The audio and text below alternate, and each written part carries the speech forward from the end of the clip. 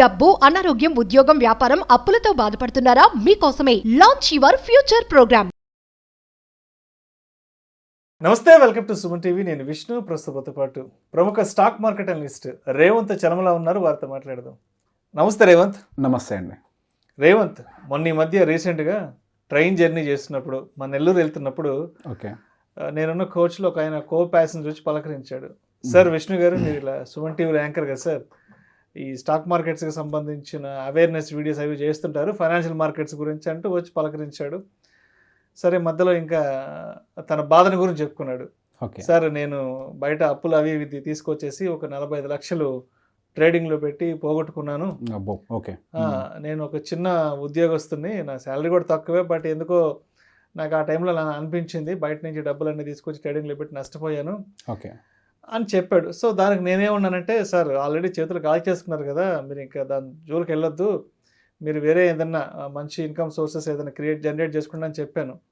ఆయన దానికి ఏమన్నాడంటే, లేదు విష్ణు గారు, ఎక్కడైతే పోగొట్టుకున్నామో ఏదో అక్కడే వెతుక్కోవాలా, అక్కడే సంపాదించుకోవాలా అని చెప్తుంటారు కదా మన పెద్దవాళ్ళు. సో నేను ఎక్కడైతే డబ్బులు పోగొట్టుకున్నానో మళ్ళీ అక్కడి నుంచే సంపాదించుకోవాలనుకుంటున్నాను సార్, నేనైతే వదిలిపెట్టేది లేదు సార్ అంటూ చెప్పుకొచ్చాడు. సరే, ఇప్పుడు నేనైనా మీరైనా ఏం చెప్తారు, లేదండి ఆల్రెడీ లాస్ అయిపోయారు కదా, ఇంకా అవన్నీ వద్దు పక్కన పెట్టండి అని చెప్తాం. ఇప్పుడు ఆయన వర్షన్ అయితే వేరే డిఫరెంట్గా ఉంది. మరి అసలు ఏంటి, నాకైతే అర్థం కాలేదు ఇంకా ఆయనకి ఏం చెప్పాలో. సో ఇలాంటి కేస్ స్టడీని మనం ఎలా చూడాలంటారు అసలు? సార్, ఇప్పుడు బేసిక్గా ట్రేడింగ్ మరీ అడిక్టివ్గా తీసుకుంటున్నారు. ఇప్పుడు ఇందాక ఒక మాట చెప్పారు, ఎక్కడ పోగొట్టుకున్నామో అక్కడే సంపాదించుకోవాలి అని. బేసిక్గా మన వాళ్ళు ప్రతి మాటని పూర్తిగా అర్థం చేసుకోరు. మార్కెట్ని అర్థం చేసుకోరు, ట్రేడింగ్ని అర్థం చేసుకోరు, సామెతని అర్థం చేసుకోరు. సార్, మార్కెట్ గురించి పక్కగా పెట్టండి, ఫస్ట్ ఈ మాటను అర్థం చేసుకోవాలి. ఎక్కడ పోగొట్టుకున్నామో అక్కడ సంపాదించాలి అన్న దాని వెనకాల, ఒక చోట పోగొట్టుకున్నాము అని అంటే మనకు దాని మీద అవగాహన లేకనో, దాని మీద నాలెడ్జ్ లేకనో మనం దాని చోట ఓడిపోయి ఉంటాం. ఓడిపోయాం కదా అని చెప్పి దాన్ని వదిలిపెట్టకూడదు. ఎటువంటి పరిస్థితుల్లో అయినా సరే దాంట్లో గెలవాలి, అక్కడికి వెళ్ళి మళ్ళీ గెలవాలి. సో దానికి కావాల్సినటువంటి ప్రాపర్ నాలెడ్జ్ అంతా సంపాదించుకొని మళ్ళీ ప్రయత్నించి గెలవాలి అనేది దాని సామెత. అంతేకాని మళ్ళీ అక్కడ డబ్బులు పోయాయి కదా అని చెప్పి మళ్ళీ అప్పు చేసి మళ్ళీ అక్కడికి వెళ్ళి మీరు ఇన్వెస్ట్ చేసి ట్రేడ్ చేయడం మొదలు పెడితే 100% చెప్తున్నా మళ్ళీ డబ్బులు పోతాయి. అంతే కదా సార్, ఇందులో మార్కెట్లో ఫస్ట్ ప్రధానంగా గుర్తుపెట్టుకోవాలి, ట్రేడింగ్లో పర్టికులర్ నేను ఒక ఆప్షన్స్ ట్రేడర్ని, అది నా ఫుల్ టైం బిజినెస్. నేను మార్నింగ్ 9 నుంచి 3:30 వరకు మార్కెట్స్లోనే కూర్చుంటాను. ఆ తర్వాత అదర్ వ్యాపారాలు ఏమంటే చూసుకుంటాం. సో బేసిక్గా ట్రేడింగ్ అనేది ఒక full time business. Compulsory trader system ముందు ఉండి తీరాల్సిందే. మార్నింగ్ 9 గంటల నుంచి సాయంత్రం 3:30 వరకు సిస్టమ్ ముందు నుంచి కదిలితే ఆయన ఆపర్చునిటీస్ కోల్పోయినట్లే. ఇప్పుడు మీరు చెప్పిన దాని ప్రకారం ఆయన ఉద్యోగి, ఒక ఎంప్లాయ్ అయ్యి ఉండి ఆప్షన్స్ ట్రేడింగ్లో చేయటం అనేది ఎట్లా పాసిబుల్ అవుతుంది? మేము పొద్దు నుంచి సాయంత్రం దాకా కింద మీద పడి కష్టపడుతూ ఉంటేనే ఒకరోజు లాస్ వచ్చి ఒకరోజు ప్రాఫిట్ వచ్చి నెలాఖరికి వచ్చేసరికి ఒక 5% 6% మేము డిప్లాయ్ చేసిన క్యాపిటల్ మీద రిటర్న్ జనరేట్ చేసుకుంటూ ఉంటాం. అట్లాంటిది ఒక పార్ట్ టైం ఎంప్లాయ్. బేసిక్గా అది మీ కేసే కాదు, నేను చాలామందిని కలిసినప్పుడు కూడా వాళ్ళందరూ ఎంప్లాయీస్ అంట. వాళ్ళకి మధ్యలో 10 నుంచి 11 వరకు ఒక బ్రేక్ ఉంటుందంట. ఆ బ్రేక్లో ట్రేడ్ చేసి డబ్బులు సంపాదిస్తారంట. లేదు అని అంటే మధ్యలో ఎప్పుడో లంచ్ టైంలో గ్యాప్ ఉంటుందంట, ఆ గ్యాప్లో ట్రేడింగ్ చేసి డబ్బులు సంపాదిస్తారంట. Do you think trading is that easy? అంత ఈజీ పని అయి ఉంటే కనుక ఈ ప్రపంచంలో ప్రతి ఒక్కరు ట్రేడింగ్లోనే కూర్చుని ఉండేవాళ్ళు కదా. సో బేసిక్గా ట్రేడింగ్ సంబంధించి నాలెడ్జ్ అనేది ఎంత ఇంపార్టెంటో అంతకంటే ఎక్కువ ఎమోషనల్ బ్యాలెన్స్ అనేది ఇంకెక్కువ ఇంపార్టెంట్. ట్రేడింగ్లో స్ట్రాటజీ కంటే కూడా మీ ఎమోషనల్ బ్యాలెన్స్ ఎక్కువ కీ రోల్ ప్లే చేస్తూ ఉంటుంది. మీ స్ట్రాటజీ కేవలం 20% ప్లే చేస్తున్నట్లయితే మీ ఎమోషన్ 80% మీ స్ట్రాటజీ కరెక్ట్గా ఉపయోగించగలుగుతున్నారా లేదా అనేది డిసైడ్ చేస్తుంది. మీ ప్రాఫిట్ అండ్ లాస్ని డిసైడ్ చేసేది మీ స్ట్రాటజీ కాదు. మీ స్ట్రాటజీ కరెక్ట్గా ఉన్నప్పటికీ మీ సైకాలజీ మీకు తెలియకుండానే స్టాప్ లాస్ని రివైజ్ చేయడం, టార్గెట్ని రివైజ్ చేయడం, రూల్స్ అన్నిటిని బ్రేక్ చేయడం లాంటి పని చేసేది మీ సైకాలజీయే. ఒకసారి ఒక పర్సన్ లాస్లోకి వెళ్ళి, అది అప్పులు చేసి లాస్లోకి వెళ్ళి ఆ అప్పులకి వడ్డీలు కట్టుకుంటూ ఉంటున్నారని అంటే ఖచ్చితంగా ఆయనకి ఫైనాన్షియల్గా చాలా స్ట్రగుల్స్ ఫేస్ చేస్తూ ఉంటారు. ఆయనకు వచ్చేటువంటి ఇన్కంలో చాలా మొత్తం డబ్బులు ఖచ్చితంగా వడ్డీలకి వెళ్తూ ఉంటాయి. సో బేసిక్గా వాళ్ళకి ఇది రికవర్ చేయాలి అనే ఒక కోరికలో వాళ్ళు ఖచ్చితంగా తప్పుల మీద తప్పు చేస్తూనే ఉంటారు. స్టాక్ మార్కెట్లో రికవరీ అనే వర్డే లేదు. There is no word call recovery. Once you lose is lost forever. ఇప్పుడు మీ దగ్గర ఏదైతే క్యాపిటల్ ఉందో అదే నీ అసలు క్యాపిటల్, అంతే. సో ఇక్కడ రికవరీ అనేది ఒక ఎమోషన్కి సంబంధించింది, పోయిన దాన్ని తిరిగి తెచ్చుకోవాలనేది ఒక ఎమోషన్కి సంబంధించింది. ఇప్పుడు ఫర్ ఎగ్జాంపుల్ ఆయన ఇంతకుముందు ఒక 25 లక్షలు పెట్టి ట్రేడ్ చేసి ఉండుంటే ఆయన డబ్బులు కొంచెం కొంచెంగా పోయి ఉంటాయి, అది 5 లక్షలకు 10 లక్షలకు వచ్చి ఉంటుంది. అదే 5 లక్షలతోటి 25 లక్షల్ని మళ్ళీ రీజనరేట్ చేయడం సాధ్యమవుతుందా ఇమీడియట్గా? సో బేసిక్గా మనము ఎప్పుడైనా ట్రేడింగ్ చేసేటప్పుడు ప్రాఫిట్ పర్సంటేజ్ అనేది ఎస్టిమేట్ చేస్తూ ఉంటాం. ఇప్పుడు 5 లక్షలతో ప్రాఫిట్ పర్సంటేజ్ ఎస్టిమేట్ చేయడం చాలా కష్టం 10 లక్షలు రీచ్ అవ్వడం కోసం. సో బేసిక్గా ఇక్కడ మీకు కేవలం ఎమోషనే ప్లే అవుతుంది, కానీ స్టడీగా 5-6% అనే ఒక రేషియో అనేది మీ బుర్రలో అసలు ఏ కొద్దిగా కూడా పనిచేయదు. ఖచ్చితంగా మీరు తప్పులు చేస్తూనే ఉంటారు, హై టార్గెట్స్ కోసం వర్క్ చేస్తూ ఉంటారు. ఎవరికైతే హై టార్గెట్స్ ఉంటాయో వాళ్ళకి రిస్క్ కూడా అంతే హైగా ఉంటుంది. ఎవరైతే సిస్టమేటిక్గా discipline targets and discipline stop లాస్తో పనిచేస్తారో వాళ్ళు మాత్రమే ఇందులో గెలుస్తూ ఉంటారు. 2, చాలామంది కూడా అడిగారు, మేబీ ఈయన కూడా చాలా ప్రయత్నాలు చేసే ఉంటారు కోర్సులు తీసుకోవడం కోసం, కొన్నిటికి ట్రై చేసే ఉంటారు. ఇక్కడ ఒక విషయం ఏంటంటే కోర్సెస్లో ఎవరైనా నేర్పించగలిగేది ఏంటంటే టర్మినాలజీ. అసలు బేసిక్గా ట్రేడింగ్ అంటే ఏంటి, అందులో ఎన్ని రకాల స్ట్రాటజీస్ ఉంటాయి, ఏమేమి టూల్స్ మనం వాడచ్చు, వీటి వరకే ఉంటాయి. సో ఎవరు నేర్పించగలిగినా మీకు బేసిక్స్ నేర్పిస్తారు. ఆ టెక్స్ట్ బుక్ సబ్జెక్టు ఆ కంటెంట్ వరకు నేర్పించగలరు ఎవరైనా, అంతే ఎవరైనా అంతవరకు నేర్పించగలుగుతారు. సో సింపుల్ ఇంకో ఎగ్జాంపుల్ చెప్తాను. అందరూ 10వ తరగతి వరకు ఒకటే సిలబస్ చదువుతారు, ఇంజనీరింగ్ చేసేటప్పుడు ఒకటే సిలబస్ చదువుతుంటారు, కానీ ఎందుకు ఎవరో ఒకళ్ళే సైంటిస్ట్ అవుతారు? అది ఇండివిజువల్ పర్స్పెక్టివ్. ఎవడైతే కొత్త కోణంలో చూస్తాడో వాడు మాత్రమే గెలుస్తాడు. స్టాక్ మార్కెట్ కూడా సేమ్ అంతే. మీరు కొత్త కోణంలో చూడనంత వరకు, మీరు జస్ట్ ఆ టెక్స్ట్ బుక్ రూల్నే ఫాలో అవుతున్నంత వరకు, ఈ టెక్స్ట్ బుక్ రూల్ మార్కెట్ అంతా తెలియదు అనుకుంటున్నారా? ఈ text book rule already market అంతా ఎప్పుడు నవ్వులు బయట కూసేసి ఉంటుంది. ఎవడైతే కొత్త కోణంలో వాడి స్ట్రాటజీస్ని రివైజ్ చేసుకుంటారో వాళ్ళు మాత్రమే ఈ మార్కెట్లో గెలుస్తారు. అందరు యూజ్ చేసే స్ట్రాటజీసే స్ట్రాడిల్స్, స్ట్రాంగిల్స్ ఇవే వాడతారు అందరూ.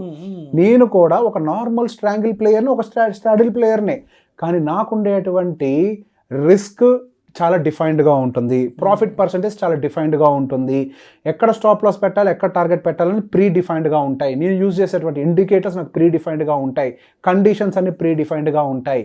సో బేసిక్గా నాకు ఉన్నటువంటి సైకాలజీ అంటే నేను ఎంత రిస్క్ తీసుకోగలను, ఎంత ప్రాఫిట్ వరకు గ్రీడ్లోకి ఎంటర్ కాకుండా ఉండగలను అనే దాన్ని బేస్ చేసుకొని ఆ ఒక స్ట్రాడిల్ అయి ఉండొచ్చు, ఆ యొక్క స్ట్రాంగిల్ అయి ఉండొచ్చు, నా మైండ్ సెట్కి అనుకూలంగా నేను ట్యూన్ చేసుకుంటాను. ఇందాక నేను చెప్తున్నాను కదా, 80% గేమ్ ప్లే చేసేది మన మైండ్ ఎంతవరకు ప్రెషర్ తీసుకోగలుగుతుంది అనేది ఒక ఇండివిజువల్కే తెలుస్తుంది. ఒక స్ట్రాటజీ అనేది ఒక ఇండివిజువల్ యొక్క ఆస్తి, అది వాళ్ళు సృష్టించుకోవాల్సిందే, కానీ మార్కెట్లో ఓపెన్గా దొరకదు. ఒకటే మాట అడుగుతాను సార్, ఇప్పుడు ఒక స్ట్రాటజీ సక్సెస్ఫుల్గా మార్కెట్లో ఉంది అని అంటే అందరూ డబ్బులు సంపాదించాలి కదా, మరి ఎందుకు సంపాదించట్లేదు అందరూ డబ్బులు? సింపుల్ రీజన్, అవి పని చేయవు. ఎందుకు అని అంటే అవి బేసిక్ ఫండమెంటల్స్ అంతే. ఆ ఫండమెంటల్ని బేస్ చేసుకొని మీరు దాని చుట్టూతో ఒక పెద్ద ప్రాఫిటబుల్ స్ట్రాటజీని తయారు చేసుకోవాలి. స్ట్రాంగిలో తీసుకున్నారు, దానికి సంబంధించి మీరు వాటిని బిల్డ్ చేసుకోవాలి, కానీ మార్కెట్లో ఉన్న వాటిని పట్టుకుంటే అవ్వదు. మీరు అగైన్ ఏ డబ్బులు తీసుకొచ్చి ఇందులో పెట్టినా 100% చెప్తున్నా ఖచ్చితంగా డబ్బులు పోగొట్టుకుంటారు. మీరు డబ్బులు అంటూ సంపాదించాలి అని అంటే ఫస్ట్ ఇక్కడ పెట్టుబడి మీ నాలెడ్జ్ని సంపాదించండి. దాని చుట్టూతో మీరు ఒక పేపర్ ట్రేడ్స్ చేయండి. అవి ప్రాఫిటబుల్గా ఉన్న తర్వాత అప్పుడు మీరు డిప్లాయ్ చేయండి విత్ వెరీ స్మాల్ క్వాంటిటీ. బేసిక్గా నేను చాలా స్ట్రాటజీస్ తయారు చేసుకుంటూ ఉంటాను డిఫరెంట్ మార్కెట్ సినారియోస్ కోసం. ఇట్లాంటి సినారియోస్లో ఏ స్ట్రాటజీ పనిచేస్తుంది నేను టెస్టింగ్ చేస్తూనే ఉంటాను. ఒక స్ట్రాటజీని డిప్లాయ్ చేయడానికి కనీసం నాకు 2 నుంచి 3 నెలల పాటు హోంవర్క్ పడుతుంది. మినిమం 3 months హోంవర్క్ పడుతుంది. ఒక్కొక్క స్ట్రాటజీని ఒక 3-4 సంవత్సరాల వరకు బ్యాక్ టెస్ట్ చేయాలి, తర్వాత దాన్ని 1-2 months వరకు ఫార్వర్డ్ టెస్ట్ చేయాలి, ఆ తర్వాత దాన్ని స్మాల్ క్వాంటిటీస్ తోటి లైవ్ మార్కెట్లో డిప్లాయ్ చేసి పెట్టాలి. ఏవైతే ఫైనల్ టెస్ట్ని పాస్ అవుతాయో వాటిని మాత్రమే ఫుల్ క్యాపిటల్ తోటి మార్కెట్లోకి డిప్లాయ్ చేస్తాము. ఇంత హార్డ్ వర్క్ చేస్తే ఒక్క స్ట్రాటజీ బయటకు వస్తుంది. ఒక్క స్ట్రాటజీ ఫైనల్ అవ్వటానికి ఎక్సెల్ షీట్ మాకు కొన్ని పేజీలు దాటుకొని వెళ్ళిపోతుంది. హ్యూజ్ డేటా వర్క్ చేసుకుంటూ పోవాలి. మీరంతా సింపుల్గా 45 లక్షల రూపాయలు పెట్టుబడి పెట్టి పోగొట్టుకొని ఇప్పుడు మళ్ళీ అందులోనే సంపాదించాలి అని అనుకుంటే సాధ్యమే, నేను కాదని అనట్లేదు, కానీ అది 1 సంవత్సరంలో జరిగే పని కాదు. 1 సంవత్సరంలో అయిపోదు. ముందుగా నాలెడ్జ్ సంపాదించండి, ముందుగా బ్యాక్ టెస్ట్ చేయండి. అండ్ రెండోది, ఇంకొంచెం మంది అయితే అసలు ఉద్యోగం మానేసి పని చేస్తూ అంటారు. అంతకు మించిన వర్స్ట్ ఐడియా ఇంకొకటి ఉండదు. మార్కెట్లో మీరు ప్రూవ్ అవ్వకుండా ఉద్యోగం మానేసి మీరు ఇక్కడ నష్టపోతే మీ కుటుంబ పరిస్థితి ఏమవుతుంది? ఇలాంటి వాళ్ళని కూడా నేను చూసాను, చాలామంది నాకు కలిశారు. ఈసారి నేను ఫుల్ టైం చేయాలనుకుంటున్నాను, చాలా డబ్బులు వస్తున్నాయి మార్కెట్లో, బాగా డబ్బులు వస్తున్నాయి కదా అని చెప్పి ఫుల్ టైం చేద్దాం అంటారు. మీకు ఒకవేళ డబ్బులు రాకపోతే మీ కుటుంబ పరిస్థితులు ఏంటి?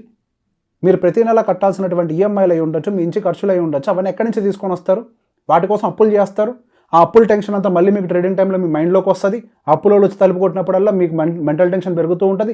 ఇంత టెన్షన్ తోటి ఇంకా మీరేం ట్రేడింగ్ చేస్తారు సార్? ఒక ట్రేడర్ ట్రేడింగ్ చెయ్యాలి అని అంటే వాడికి ఎటువంటి ప్రెషర్ ఉండకూడదు, from inside and out side, రెండు వైపుల నుంచి ప్రెషర్ లేకపోతేనే చేయగలుగుతారు. ఇంత అప్పుల బాధతో మీరు ట్రేడింగ్ చేయాలంటే చేయలేరు. కెరియర్ మీద ఫోకస్ చేయండి, ఇన్వెస్ట్ చేయండి, ట్రేడింగ్లో కాదు. మీరు ఏ కెరియర్లో ఉన్నారో ఇప్పుడు ఆ కెరియర్ మీద ఇన్వెస్ట్ చేసి మీ స్కిల్స్ని పెంచుకోండి. మీకు శాలరీ పెరుగుద్ది, శాలరీ పెరిగితే మీకు అప్పులు తగ్గించుకోవడానికి అవకాశం దొరుకుద్ది. మళ్ళీ ట్రేడింగ్ జోలికి వస్తే మీ టైము మనీ రెండు వేస్ట్ అవుతాయి. సో అదేవిధంగా రేవంత్, చాలామంది కాల్ చేస్తుంటారు. ఓకే విష్ణు, నువ్వు చాలామంది ఈ ఫైనాన్షియల్ ఎక్స్పర్ట్స్తో ట్రావెల్ అవుతుంటావు కదా, ఓకే ఓ 4 స్టాక్లు ఏమన్నా చెప్పొచ్చు కదా, మేము ఇన్వెస్ట్ చేస్తూ ఉంటుంటారు. ఇంకొంతమంది నేను రెగ్యులర్గా జర్నీలో ఉన్నప్పుడు కొంతమంది కో ప్యాసింజర్స్ వచ్చి నన్ను పలకరిస్తారు, అంటే గుర్తుపట్టి పలకరిస్తారు. ఓకే సార్ మీరు సో కదా, ఒక 4 మంచి స్టాకులు ఉంటే చెప్పండి సార్ అంటే ట్రైన్లో కూడా. ఓకే అంటే ఇలా ఏదో ఒక ఫోన్ చేసేసి ఓ 4 స్టాకులు చెప్పొచ్చు కదా, ఓ మెసేజ్ పెట్టేసేసి ఓ 4 స్టాకులు చెప్పొచ్చు కదా, ఎక్కడన్నా రోడ్డు మీద కనిపిస్తే 4 స్టాకులు చెప్పొచ్చు కదా అని చెప్పి అడిగి ఆ విధంగా ఇన్వెస్ట్ చేయడం అనేది అది ఎంతవరకు కరెక్ట్, ఎంతవరకు అది అసలు సరైన పద్ధతి అంటారు? అది ఏదో ఫోన్ చేసేసి చెప్పంటే అది ఎంతవరకు కరెక్ట్? అది సార్ ఇక్కడ ప్రాబ్లం ఏంటి అని అంటే, సరే నేను చెప్తాను 4 స్టాక్స్. ఇది జూన్ నెల 2024. తర్వాత ఇంకొక 2-3 నెలలకి, ఒక 4 నెలలకో కంపెనీస్ వాటి యొక్క రిజల్ట్స్ని పోస్ట్ చేస్తాయి. అవి సరిగ్గా పర్ఫామ్ చేయలేదు, నేను మళ్ళీ వాటిని ట్రాక్ చేయను కదా. మీకు తెలుసా ఎక్కడ ఎగ్జిట్ అవ్వాలో, మళ్ళీ పోనీ ఎక్కడ ప్రాఫిట్ బుక్ చేయాలో మీకు తెలుసా? మేబీ చెప్పినవి పర్ఫామ్ చేస్తాయి. యాక్చువల్గా మార్కెట్లో జరిగే సమస్యలు కూడా ఇవే. చాలామంది ఇచ్చేటువంటి కాల్స్ని తీసుకుంటూ ఉంటారు, ఏది స్టాక్స్ని సో కాల్డ్. బేసిక్గా స్టాక్స్ తీసుకున్న తర్వాత వాళ్ళు ఎప్పుడు ఎగ్జిట్ అవ్వమంటారో కనీసం ట్రాక్ కూడా చేయరు. అట్లీస్ట్ చాలామంది చెప్పరు. ఎంట్రీ తీసుకున్నప్పుడు మేము పలానా స్టాక్లో ఎంట్రీ తీసుకున్నామని చెప్తారు. ఎగ్జిట్ అయ్యడానికి ఎవరు చెప్పరు కదా, ఎందుకు ఎగ్జిట్ అయ్యారు అనేది. సో బేసిక్గా మీకంటూ ఒక అవగాహన ఉందనుకోండి, సో ఎప్పుడు ఎంట్రీ తీసుకోవాలి, ఎప్పుడు ఎగ్జిట్ అవ్వాలనేది మీకే క్లారిటీ ఉంటుంది. బేసిక్గా సార్ ఒక స్టాక్ని పిక్ చేసేటప్పుడు వాటి యొక్క ఫండమెంటల్స్ ఏంటి, ఆ స్టాక్ యొక్క వాల్యుయేషన్ ఏంటి, అది మార్కెట్ తోటి ఎంత డీవియేట్ అయి వెళ్ళుంది, అది మార్కెట్తో కంపేర్ చేస్తే దాని బీటా అంటే రిస్క్ ఎంతగా ఉంది, అండ్ మార్కెట్తో కంపేర్ చేస్తే దాని ఆల్ఫా అంటే ప్రాఫిట్ ఎంత గణంగా రావచ్చు, ఈ పారామీటర్స్ అన్ని చెక్ చేసుకోవాలి. కన్సిస్టెంట్గా వాటి యొక్క రెవెన్యూస్ గ్రో అవుతున్నాయి, ఆ ప్రాఫిట్స్ గ్రో అవుతున్నాయి చెక్ చేసుకుంటూ ఉండాలి. ఇంత బేసిక్ కూడా చెక్ చేసుకోలేనప్పుడు అసలు స్టాక్స్ ఇన్వెస్ట్ చేయడం ఎందుకు సార్? మీరు మీ మీద మీకు నమ్మకం లేదు, మీకు నాలెడ్జ్ లేదు, ఎవరినో నమ్మి, నన్ను నమ్మి మీరు ఇన్వెస్ట్ చేసేది ఏంటి? నేను చెప్పిన దాని మీద నేను ట్రాక్ చేస్తున్నాను మీ పోర్ట్ఫోలియోని. నేను మీ పోర్ట్ఫోలియోని ట్రాక్ చేయట్లేదు కదా. ట్రాక్ చేయనప్పుడు మీరు నా మాట ఎందుకు వింటున్నారు? అసలు నేను ట్రాక్ చేస్తున్నట్లయితే కనుక, మీ పోర్ట్ఫోలియోని ఎప్పుడు ప్రతి స్టాక్ని ట్రాక్ చేసిన అప్డేట్ ఇస్తున్నట్లయితే కనుక మీరు కొంతవరకు నమ్మారంటే మీనింగ్ ఉంది. ఈ మార్కెట్లో ఏ ఒక్కళ్ళు కూడా పని చేయలేరు. ఏ ఒక్కళ్ళు కూడా ఒక స్టాక్ రికమెండేషన్ ఇచ్చిన తర్వాత మళ్ళీ ఆ స్టాక్ని ట్రాక్ చేసేవాళ్ళు చాలామంది లేరు మార్కెట్లో. మేబీ పిఎంఎస్ హ్యాండిల్ చేసేవాళ్ళు ఎవరైనా ఉంటారేమో, లేదా రీసెర్చ్ అనలిస్టులు ఎవరైనా ఉంటారేమో, కానీ ఎంతమంది రీసెర్చ్ అనలిస్ట్ దగ్గర నుంచి మీరు నిజంగానే స్టాక్ సజెషన్ తీసుకుంటున్నారు? అండ్ అదే రీసెర్చ్ అనలిస్ట్ మళ్ళీ ఎప్పుడో చెప్పిన స్టాక్ గురించి రివిజన్ అప్డేట్ చెప్తారా? చెప్పరు. మీరు ఒకళ్ళ మీద నమ్మకంతో చేయడం ఏంటి? ఏ పనైనా సార్, చెప్పులు కుట్టేవాడికి చెప్పులు కుట్టడం మీద అనుభవం ఉండాలి, పని తెలిసి ఉండాలి, అప్పుడే వాడు అందులో బాగుపడతాడు. రైట్? బాత్రూమ్ క్లీనర్ అయినా సరే, ఎవరో ఒక పెద్ద స్టార్ చెప్పారు ఒక మాట, కమల్ హాసన్ గారు ఒక మాట అన్నారు, even if you're laboratory cleaner, be the best laboratory cleaner in the world. నీకు తెలిసిన పనిలో నువ్వు పర్ఫెక్ట్గా చేయి, అంతవరకే నీ పని. తెలియని దాని జోలికి నువ్వు వెళ్ళకు, దానికోసం ఎక్స్పర్ట్స్ ఉన్నారు, వాళ్ళు చూసుకుంటారు. If you don't know, invest in the stock market, invest in the mutual fund, and you have experts. AMC లెవెల్లో you will have an investment portfolio manager ఉంటాడు అక్కడ, మీకు అక్కడ పెద్ద టీం ఉంటుంది. నెక్స్ట్ లెవెల్లో మీకు మళ్ళీ మీ పర్సనల్ అడ్వైజర్ ఉంటాడు. ఇన్ని లెవెల్స్ స్క్రూటినీ అయిపోయిన తర్వాత మీకు వస్తుంది. ఇండివిజువల్ స్టాక్ జోలికి వెళ్ళాలని ఎందుకు అనుకుంటారు అసలు? Picking an individual stock is always risky because you can track it. Track చేయలేనప్పుడు దాని జోలికి వెళ్ళకండి, పెట్టి పోగొట్టుకోకండి డబ్బుల్ని. Even I have seen people 60-70 స్టాక్స్లో ఇన్వెస్ట్ చేసిన వాళ్ళని చూశాను సార్. దేనని ట్రాక్ చేయాలి సార్ 60-70 స్టాక్స్లో? Is that possible? Thank you so much Revanth. Thank you. ఇలా ఫోన్ కాల్స్ చేసి సరదాగా 4 స్టాకుల పేరు చెప్పండి నేను, లేదంటే స్టాక్ మార్కెట్లో ఇన్వెస్ట్మెంట్స్ పెట్టి లాస్ అయిపోయాము, ఆ తర్వాత ఏం చేయాలి అని, ఇటువంటి కేస్ స్టడీస్ని ఎలా అర్థం చేసుకోవాలి అనే దాని గురించి చాలా చక్కగా మీ అనాలిసిస్ తెలియజేస్తే thank you so much. Thank you అండి. సుమన్ టీవీలో మీ పర్సనల్ అండ్ బిజినెస్ ప్రమోషన్స్ కోసం కింది నెంబర్కి కాంటాక్ట్ చేయండి.